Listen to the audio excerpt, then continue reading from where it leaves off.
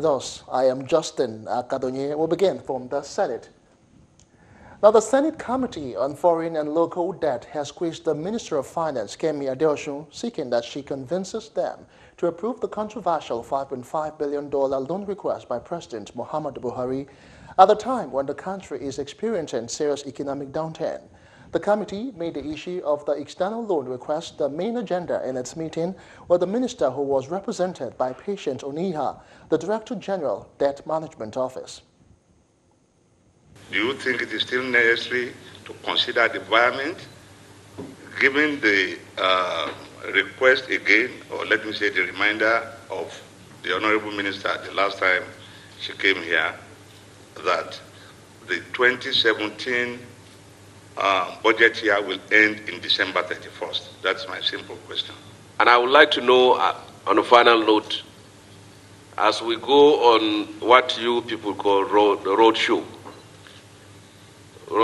to Europe and United States, or is it to Europe alone, to raise these funds, at what interest will this money be given?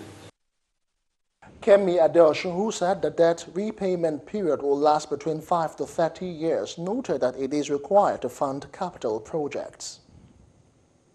The new borrowing, which is taken from the Appropriation Act for 2017, and that is the one being used. That's the one that we add to our debt stock, and that is the one that will be used to finance the various projects that have been included in Mr. President's letter and also included in the budget. Similarly, the Minister of Transport, Rotimi Amechi, also appeared before the committee, where it inquired on the extent of work done in the nationwide rail project and the extent of funding needed to get the job to an appreciable level. Approving a portion of your request. So we want to know where that money will go to, and how will that project be able to help in servicing the debt? Justifying the necessity of the loan request, Amechi listed various rail projects in part of the country, including Lagos to Kano Coastal Rail Line, Kano to Kaduna, Lagos to Calabar, among others. It means that we will still come back to ask for more funding from Ibadan to Kaduna. Because even if we get this will be funding only Kano to Kaduna. In the meantime, the federal government says it can complete the second runway at the Nnamdi Azikiwe International Airport, Abuja, within 24 months to save the country similar inconvenience that followed the shutdown of the airport for reconstruction in March this year. The Minister of State for Aviation, Hadi Sirika, made this disclosure when he appeared before the Senate Committee on Foreign and Local Debts. Problems that we experienced during the Abuja closure, we would address all of that if we have a second runway. I think these are a few things that, in our opinion, necessitate the importance of this second runway. Making a flashback to the controversy that trailed the shutdown of the Abuja International Airport, the chairman of the committee, Senator Sheikh Hussaini, suggested that the nation's capital was due for an alternative airport, no matter how small. Don't you think it's still safer for us to have a new one? And from your own experience, what will cost us in minimum terms to have a small airport, which we can now decide to say Nnamdi Azikiwe should be international airport and this one should be domestic airport? And those fears of having congestions could properly be tackled. In his response, the minister said the issue of costs will make constructing a brand new airport an unrealistic target. We're not a second airport. First of all, we don't have the money to construct an airport. Two, and very important for that matter, is that the Abuja runway do need the second runway because we intend to make Abuja a hub. And you cannot create a hub with only one runway. It's simply impossible.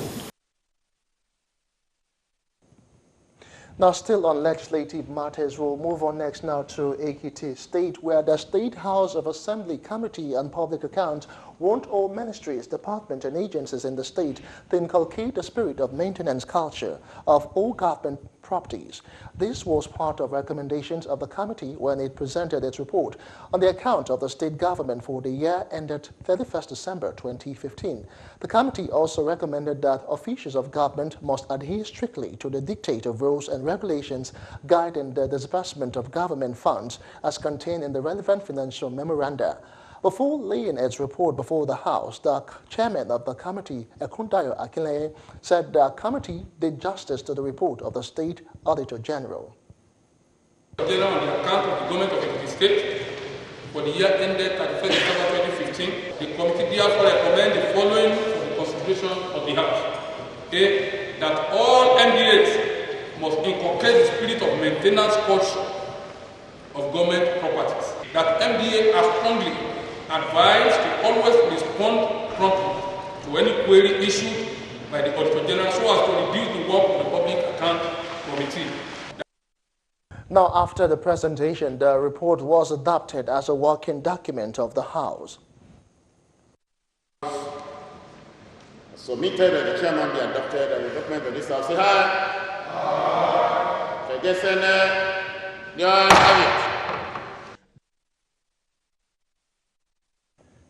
Now, moving away from legislature, we'll move on next to other matters.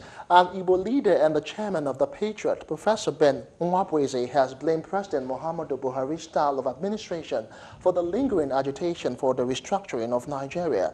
Professor Nwabweze, who is also the chairman of the Project Nigeria movement, in an exclusive interview with Galaxy News, disclosed that Nigeria is more divided now than ever. He stressed that in a situation where 80% of the appointment is concentrated in the north, while other sections are alienated, cause for serious concern.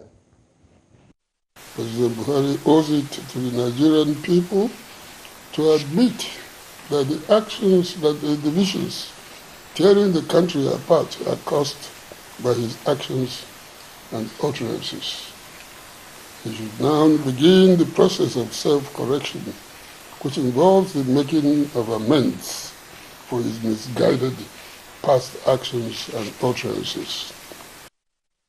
On the ongoing Operation Python and Crocodile Smile in force in some parts of the country, as well as the controversy trailing the vaccinations of school children in the South, Professor Nwabweze disclosed that this is an indication that Nigerians are no longer safe with the present administration. The feeling of alienation may grow into that of disaffection or disloyalty.